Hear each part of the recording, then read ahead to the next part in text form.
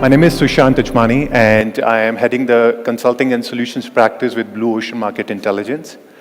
And we are a small organization based out of Mumbai. We have offices there in Bangalore too. I've been in the digital analytics space for more than 17 years, I think close to 99, 2000 when I entered in the industry. And it's been so fascinating to see how the industry has evolved in the last 17 years.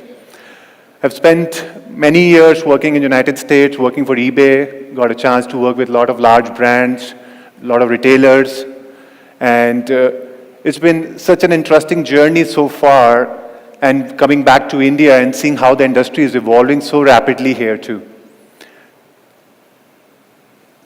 About Blueocean, so we are a digital transformation agency, a team of 1,500 people spread across different parts of the world. And there are the 5 major solutions basically we focus on as an organization. So number 1 is the integrated marketing measurement, which all revolves around, as you see, the entire digital ecosystem is getting more and more complicated these days. There are so many new channels have emerged. And the biggest challenge that all the digital marketers face is that how to bring cohesiveness around that, how to take data from all these different marketing channels, aggregate at one place, do some kind of correlation and causation analysis over there.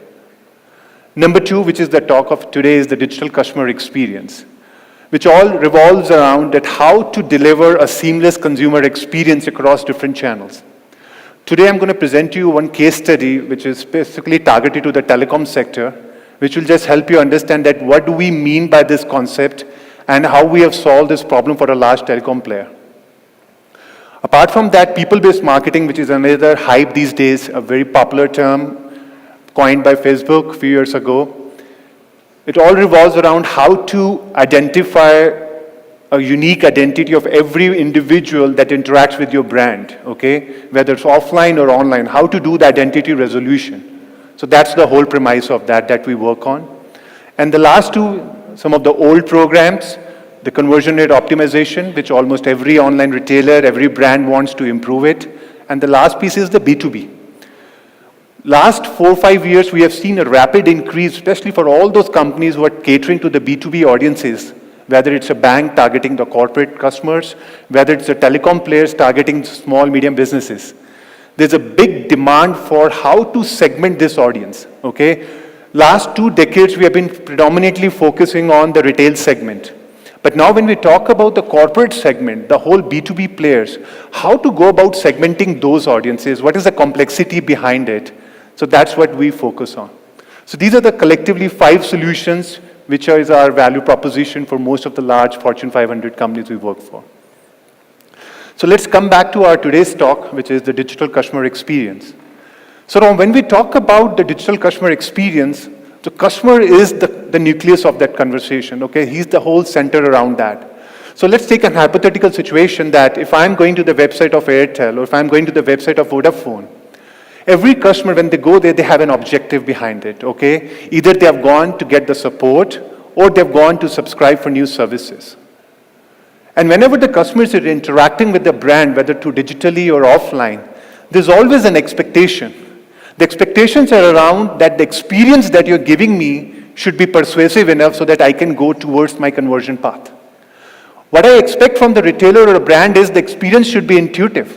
Whatever content that you are positioning on your digital channel as well as on the offline channel should be intuitive enough for me to understand. Also, the usability aspect. Last decade or so, a lot of organizations have spent a lot of time and energy in building proper user experience, the responsive designs and everything. So whatever content you are positioning, whatever content you are presenting to me, is it usable for me? Okay? 4th piece is the accessibility, which all revolves around your navigation, the whole taxonomy that you have laid it down. Your global headers, your footers, your conversion workflows, how accessible is it easy for me to find the content? And the last piece is the functionality. Is your digital channel broken? Your website often goes down. Do I often see 404 errors or the internal 500 errors? Now, based on the experience that the consumer is getting from you, he's taking some action. The action could be just simply visiting the store. The action could be just interacting with your IVR or the call center rep, or maybe simply going to the website and downloading a white paper. Now, whenever we talk about understanding this consumer, when we talk about profiling this consumer, when we talk about segmenting this consumer, these are some of the interesting attributes that we have been looking at it for the last decade or so. We look at the demographic behavioral data also. We'll look at their transactional aspect. We'll also look at the probability. We also look at their share of wallet. We also try to compute their lifetime value also. But in the last 3 years, certain dramatic shift has happened. What we have found is the current context and the current sentiment of the consumer plays a very pivotal role whenever we talk about understanding the consumer. I give you an interesting case study. We are doing this exercise with a very large telecom brand in America, having 8 million consumers. 65% of them are the retail, and the remaining 35 are the corporate. There's a procurement manager working for a large for a large IT services company. They were thinking about taking the broadband networking capabilities of this telecom provider. So this individual at his home is already using a broadband connection, is already using the cable services from the same telecom provider. And the last 2 months have been really frustrating for him. He's seeing serious network outage issues in his apartment. He's seeing slow internet connectivity, and he was very frustrated with the telecom provider. Now, in his official life, he's a procurement manager working for an IT services company. So his personal experience with the brand really made an impact in the buying decision for the corporate. So it makes a very big difference that what is the current sentiment, whether it's a positive, it's neutral, and how that sentiment is impacting the buying decision, both in the personal life as well as in the official life. Current context.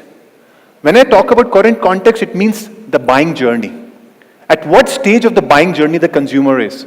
So if I'm giving him the right offer with the right time, I also need to understand at what stage of the journey he is in right now. Is he in a consideration phase? Has he shown a strong intent to buy?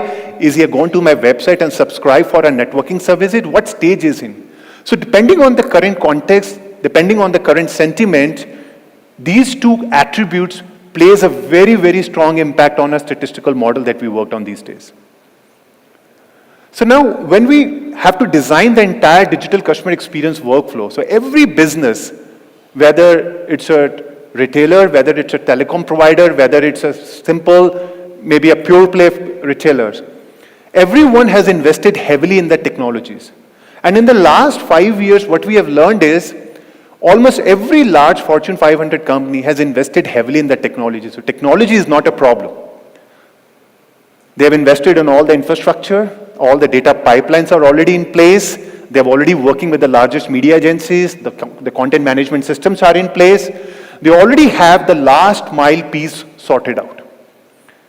Now what happens is, through that technology layer, business is trying to deliver an experience to the consumer across different channels, whether it's digital, whether the consumer is visiting their brick and mortar store, or the consumer is going and interacting with their sales channel. Now what happens is, when the consumers are interacting with you through any of these channels, there's a whole feedback loop. For example, if I'm going to the website of Airtel today, or if I'm going to the website of Flipkart, behind that website there are a lot of tools which are recording my behavior. There is some kind of an analytics tool sitting over there. Okay, we also have the survey platforms running behind it. We have reviews and rating solutions. We have CSAT surveys which I get on my mailbox every day. So there are different kinds of interactions through which the consumers are expressing their implicit or explicit feedback. And that feedback is going through multiple levels of churning. Now what is missing here is that all these organizations are collecting feedback across all these channels. But there is a missing part, which is the whole consumer engine there.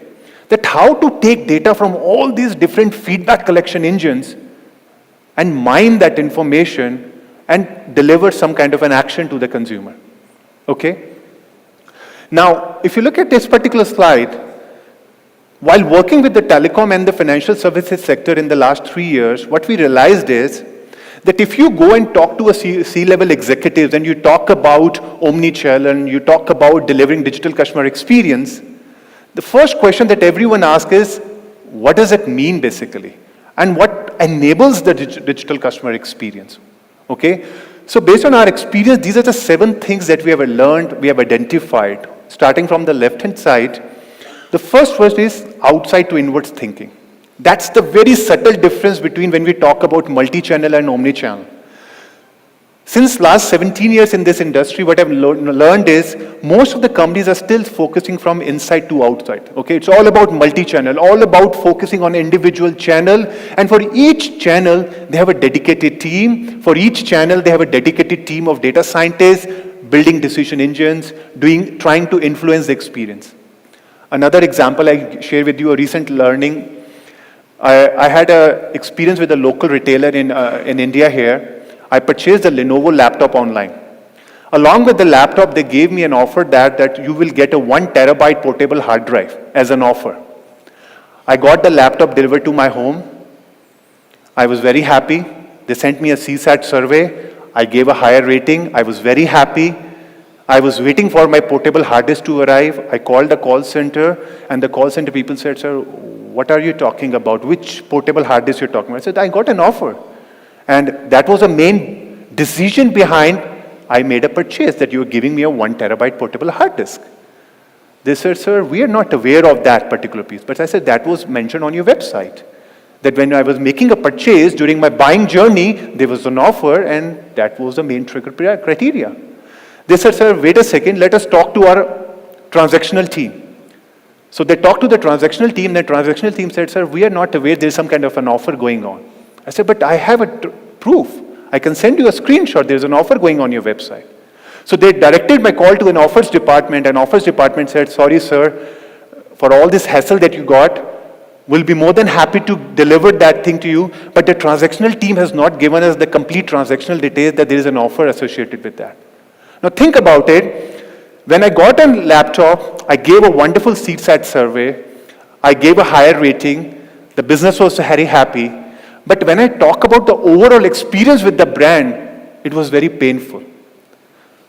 So it's very, very important that when the brands are interacting with the consumer, they need to look at beyond the channel, more from outside to inwards, rather than looking at each and individual channel, and each channel is trying to improve their own metrics, their own goals. Number 2 is the technology infrastructure. Now, most of the brands that we work with, they all have massive investment in the technology. They have all Hadoops in place. They have all Spark infrastructure in place. Some of these who are very regulated companies like telecom or financial services, most of the infrastructure is on premise. The investment is already in place. The problem is how to leverage that infrastructure. No one wants another product. No one wants another solution. Everyone wants, Sushant, this is what I have. Tell me how to leverage the best out of it. How to tell me whatever pipelines I have put in place, how to get the best optimum output of that. Number 3 is the digitization of the processes. That takes the most time. When I was at eBay, I was handling the entire BI operations there. The biggest challenge for me was to digitizing the processes over there. It took us 2 years. We initially underestimated that. We'll hire the process experts. We'll bring the best of the brains. We'll put all the processes in place in the next 5 or 6 months. But the people issues, the stereotype, the skepticism took the most amount of time to solve. It was not a technology problem. It's the same old cultural things that took the most amount of time. So solving that battle took us close to 2 years. 4th is the employees and the vendors enablement. If you are a company who's targeting to the B2B audiences, you have a pretty big distribution line, a big supply chain.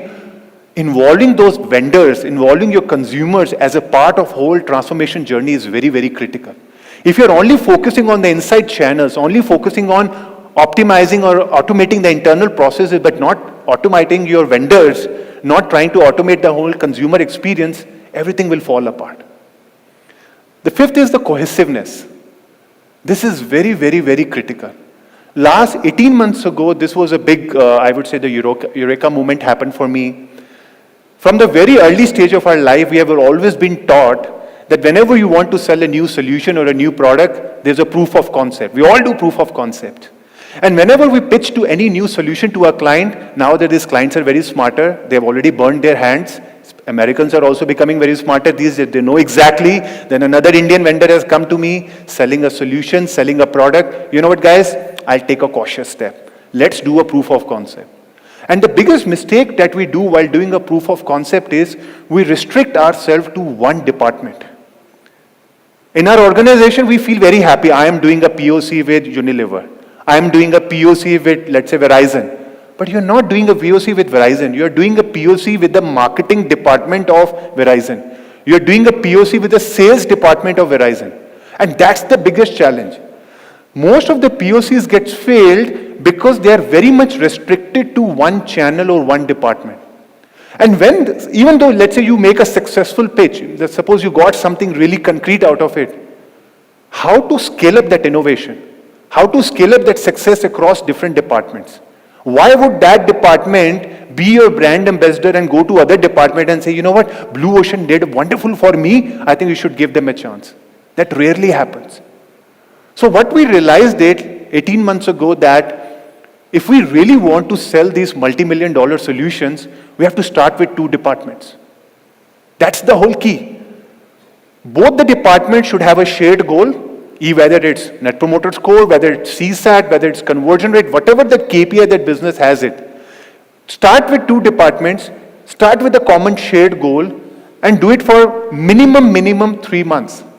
And see what the result out of it. Success or failure, you have taught that department what is the value of cohesiveness, how to collaborate. And that becomes a big success story for other departments and gives them an incentive. You know what? I think I should also need to collaborate with my peers. Now, it's kind of overwhelming slide. Just wanted to explain you what does it mean here is, if you look at the top section, which is the omni-channel layer, the layer through which consumers are interacting with you. Those pieces are already sorted out. You know exactly how to interact with the brand. Underneath that layer is your experience layer, which I call it last mile layer. Okay, where your digital agencies, your creative agencies, your content management platform, all those pieces in place. And all that piece is already sorted out. So what is missing here is, on the left-hand side, you see all your marketing channels through which the different data sources are there. Your clickstream data coming, your marketing automation data coming from tools like Eloqua, your DMP data, all these different sources are sending the data to you. You already have a data lakes in place where you're already aggregating all the raw native data in there. But what do I do with that? So what we do is, we tell the client that, guys, whatever investment that you have done, whether it's an open source technology or enterprise players, let's start doing proper plumbing there. I'm not selling you a new product. I'm not selling you any new solution. I'm simply selling you a framework that how to bring cohesiveness around your internal technology infrastructure. Okay? Let's start leveraging what you have. And the whole middle layer that you see, the whole digital customer experience framework, that is the crux. And that's where we are putting an entire team of data science, the team of the people who knows artificial intelligence very well, those who knows that the consumer behavior is very sequential. So there's a whole recursive neural networks running behind, parsing all the sequential aspect of the consumer behavior, trying to predict what factors influence the consumer buying decision across all the channels. The core part is the whole journey mapping. Now, if you look at it, whenever we do customer profiling, whenever we do customer segmentation, we always miss very important aspect is that behind every segment, there's a journey hidden behind it. Okay? Whether I'm segmenting based on the risk profile, whether I'm segmenting based on their channel, behind every segment, there is a journey. Now, how to carve out that journey and making sure that journey should be transparent across all the different departments which are interacting with the consumers. The sales department is aware with the journeys. The call center people are aware with the journey. For this particular telecom company that I'm talking about, they gave us a problem statement that, Sushant, how to determine the next best offer for my consumer. I have 8 million customers. This is their profile. Last 5 years of data. Do your magic. Tell me, if a consumer has visited our store and after 3 days the same consumer calls her IVR, Or after 5 days, if he gets a mail catalog at their home, how to make sure all these 3 impressions or 3 touch points that he had, we have taken into consideration when we give an offer to him. And by the way, I want everything glass box. Don't tell me there is some kind of a black box algorithm running behind it, whether it's support vector machine, whether it's neural network, whatever that is, we don't give a damn. Just make sure everything should be easy to validate and easy to interpret, because ultimately your decision engine is giving a recommendation and you are telling me to give that recommendation to the consumer. So my individual channel managers should trust that. If the trust is not there, I'm not going to give you a recommendation to my engine, to my different channels. So you need to expose the entire output of your decision engine into some kind of a data table and put some kind of a BI layer on top of it so that I can see that this is the recommendation which is going to so-and-so person in this particular channel, and what is the propensity to click and what is the propensity to convert. I want propensity measures for every channel, for every consumer. That's how you build trust and credibility. If you're just going to give a recommendation, I'm not going to believe in that. The business drivers, when we talk about digital customer experience, we are not talking about improving revenue. We're not talking about improving any of those conversion rates. The 3 metrics. The first is the satisfaction measures. The 4 measures, the Net Promoter Score, which takes a long, long time. I've seen a lot of people say that we can improve the Net Promoter Score in 3 months, 6 months. No, it's a loyalty measure. It takes more than 18 months, 2 years to build that kind of a rapport with the customer when he's going to really, really recommend your business to the client. The short-term metric is the CSAT. You can improve the CSAT at an individual channel level. But the CES, the customer effort score, takes the most amount of time. A customer may give you a 95% CSAT score, but the customer effort score could be really poor. What does that mean? That I am happy that you satisfy my problem, but Sushant, the amount of effort that I need to invest from my side to get the problem solved was very, very enormous. Okay? And the churn rate. Number 2 is the operational cost. Everyone wants to reduce the operational cost. If you are a telecom player or a financial service or a banking. For this telecom company we are working, they are spending $6.50 for every call that goes to their call center rep. For every call that goes to an IVR, $3.25. So what they did was, to cut down that frequency of call, they enabled web chat feature on the website using some chatbot. But that is also costing $2.20. So your cost is reducing, but you are still introducing more and more channels to satisfy the customer. The cannibalization is happening. The new channels are also happening where consumers are generating too much content. But the challenge is, you have so many different sources of unstructured data now. You have your web transcripts, you have IVR scripts, you have your call center scripts, you have your survey responses, you have review responses. Who's going to mine that data? How are you going to stitch it together? How are you going to make sure the person who has started a web chat with me online, 15 minutes ago, he talked to the call center rep? How are we going to do that stitching? And that takes a lot of time. And that's the one problem that we're trying to solve with the customer experience solution, that how to take all that unstructured data and map it to the consumer journey. I'm sorry for putting this geeky slide. This is the whole technical architecture behind that, through which we are enabling this whole digital customer experience for 3 main verticals that we are targeting right now: telecom, retail, and the financial services. Okay? The technology aspect remains the same. There's nothing big difference here. Everyone uses Spark, everyone uses machine learning libraries, everyone using the same enterprise data warehouse. Technology piece is not the challenge. It's all about the plumbing, that how you bring the cohesiveness around that particular piece. To implement this kind of a thing, it takes easily 12 months. Easily 12 months. It's not 3 months, not 6 months. We have burnt our hands multiple times in the last 4 years. It takes minimum 12 months. For if you're a large player having 8 million, 10 million consumers, it can take even 18 to 24 months also. Now, the last piece is the whole statistical piece, that behind this whole decision engine, behind this whole customer experience, what are the different kind of statistical problem we are trying to solve? Definitely, we are doing product recommendation. Everyone wants to give a next best offer to the consumer. The whole product profitability is there. I want to give the product to the consumer, but I want to make sure my gross margins are protected. That's very, very important. Number 3 is the customer profitability. I have done risk profiling for every customer. I know exactly who my right audience is, but is it really profitable to target that particular audience, or shall I pivot? 4th piece is the lifetime value analysis, which is always the core aspect of every segmentation that you do. And what we have learned in the last few years is, you're doing lifetime value analysis, whether for a telecom, for a financial services, or a retail, you need to have at least minimum projected period for 5 years. Okay? Risk profiling, it's not only restricted to nowadays financial services only. Telecom people also do a lot of risk profiling. Even the CPG industry customers. We did some engagements with some of the large CPG brands. They also request us nowadays for all the CPG risk profiling asked to. And the segmentation, which is always the core behind every decision engine problem that you're solving these days. The 3 interesting lessons learned while chasing our digital customer experience journey is, number 1, as I mentioned earlier, whenever you do a proof of concept, start with 2 departments, not with 1 department. This is really, really important.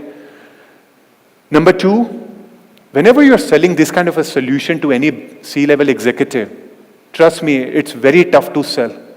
Everyone understands consumer experience, everyone understands the definition, everyone understands omni-channel, everyone understands all the geeky buzz terms these days. But how would you go about selling this to a senior? It all starts with, you need to position some kind of an evangelist in-house. Okay? You need to put some dedicated individual who's a thought leader, who can go to different departments, nudge them, ping them, poke them every other day, look at what are their operational challenges, guide them, conduct series of workshops, series of training sessions, because technology is not just the solution. It's just a means to an end. At the end of the day, it's the human being who's going to solve the problem. And the 3rd piece is, whenever we talk about transition from multi-channel to omni-channel, it's not about moving from on-premise to on-cloud, AWS or Azure or Spark or Hadoop.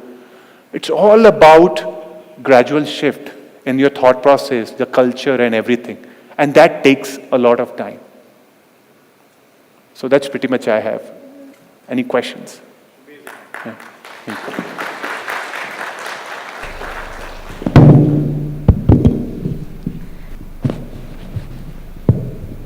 Hello. Hi. Yeah. Hi. So I have a lot of questions for you because I come from a telco background with 10 plus years of experience and recently working on such pain points of telcos. Okay, so when you say, for example, I'll start with the first point. So when you say, when you do a POC, you should go to multiple departments, correct? So what I have learned or what I have experienced, so when I used to also review vendors, working on the operator side. So POC often are FOC, it is free of cost, correct? So when you come up with a solution and you can't, globally you want to deploy a solution.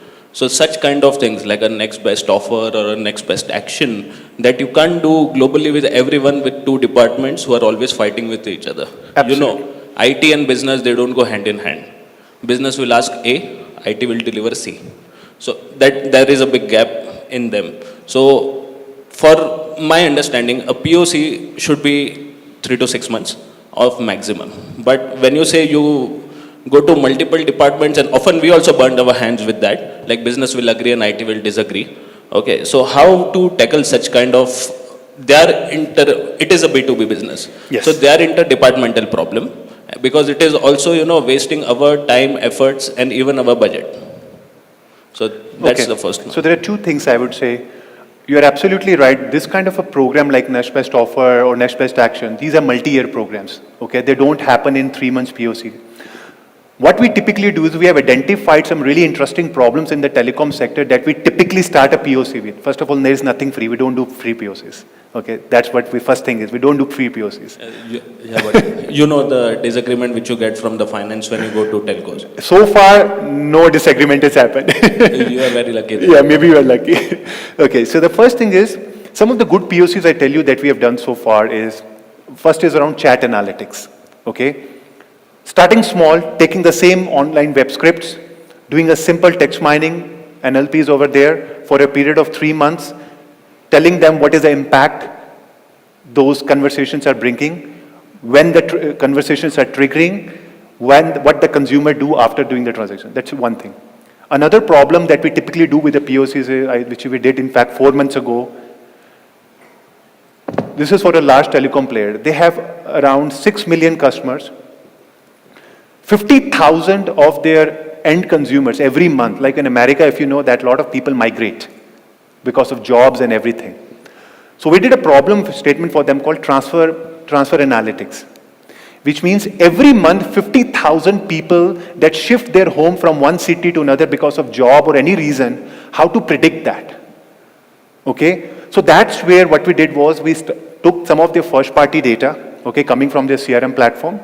We also leveraged some of the third party data coming from the social platforms, okay. We did identity resolution. We took data from some of the third party data triangulation companies.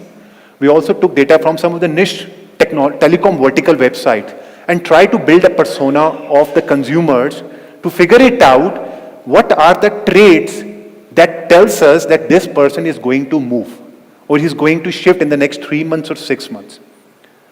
The success rate, the match rate is, we found is hardly 26%. The match rate is the biggest problem in our industry. Most of the big DMPs, whether you talk about DoubleClick, you talk about Axiom, you talk about LiveRamp, whatever they claim, the maximum in the B2B sector, the match rate that we have experienced so far is 18 to 20%. For a consumer side, could be 25 to 30%. We have never seen beyond that. So the match rate is the biggest problem. So even if we can show some quick win for these kind of predictions, it helps us build some credibility. The whole objective is starting with maybe marketing and call center as a combination, starting with marketing and IT as a combination, starting with marketing and product team as a combination. Defining those combo meals is the main part here. Yeah. Thank you. So if it's okay, I can ask a second one. You can ask more questions later on if you want. Okay. Second, I saw your architecture and the blocks and how they really look. So you are seeing omni-channel experience and digital transformation, correct? So when you move to digital, that means social media comes into pictures, and nowadays telcos often ask us about IoTs, what you are doing with IoTs and what all other problems you can solve. Okay. So when it comes to such kind of places, so whenever you go with social media, they also have their preemptives, like we can't expose all the data to you when you ask for an integration or something like that. So how much is the accuracy when Blue Oceans goes on means to interact or to take derive a prediction based on the NBO when it comes to social media? I like talking numbers, so I'll not bullshit with you. See, the success rate that we have seen so far is, if you're talking about social data, I've talked about 3 verticals: telecom, financial services, and retail. Yes. For retail, the success rate, match rate is always the better because consumers are very vocal, they talk on the social platforms. The success rate, the match rate, we have seen there sometime between 30 to 35%. Okay? When you talk about telecom sector, there, the match rate, especially when you talk about social data, it fluctuates between 15 to 18%. We have not seen more than that. Financial services is the biggest pain in the ass. That's where the match rates is very, very poor because it's because of the nuances of that industry. No one goes to the website or social platform and say, you know what, I have recently invested in a derivative. Or you know what, I'm going to go for mutual funds. They may go to money control, but they may go to all those other niche portal websites. They can create a portfolio there. But they would never go to the social platforms and go and brag about it. So what we typically do in those kind of verticals is, we go to these niche vertical websites and try to, and it's all based on bots. Okay, anything which is publicly available, you can scroll it, you can scrape it, you can determine, you can do all NLP behind that. But anything behind that logins, you don't know. So the match rate is always the biggest problem. And the accuracy rate for all these recommendation engines is, it all fluctuates between 68 to 76, 77%, not go beyond that. Only we have seen for this telecom in the range of 78 to 82, but it came after 2 years. Oh. It didn't come in 6 months or 7 months. It takes lot of effort and synthesizing it. Thank you. Yeah, okay. I have a question. Okay, yeah. Sushant, you touched upon the challenges you faced regarding culture. So, can you tell me three key things that you did to improve the culture and talk a bit about that? Because we all face that in our industries. You know, when we are trying to implement something new like analytics, we always face that. Okay. I think that's a tough question. So I'll tell you based on my personal experience solving this culture problem at eBay as well as recently with few of the clients. I think the number one thing is I would never I would say, I will never be able to solve the cultural problem till the time I have the backing from the C-level executive. That is very, very important. We have burned our hands even at eBay also, where it took us many years to solve this cultural problem when we were trying to go with this whole data-driven aspect.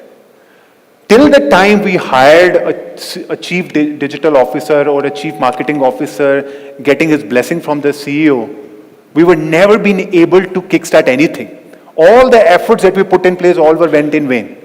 Because every department has its own heroes, which always push you back, okay? And my biggest thing is I never deal with IT and BI to start with, because they are the most complicated departments to deal with. I rather start with top to bottom rather than going from bottom to top. I rather go to the top and talk to the CIO, talk to the CTO, whatever those C-level executives are there, and make sure you position your thought leadership there. You need to position at least for 2 years one of your best guy who knows the domain so well, okay, who's a practitioner, who has solved the problems, who regularly interact with these C-level executives, and let the C-level executives advocate for you. Rather than you become their advocate, they should become your advocate. They should believe in your philosophy. That's the beginning. Other than that, I think it's very difficult. It's not at all easy game. Thank you. Yeah.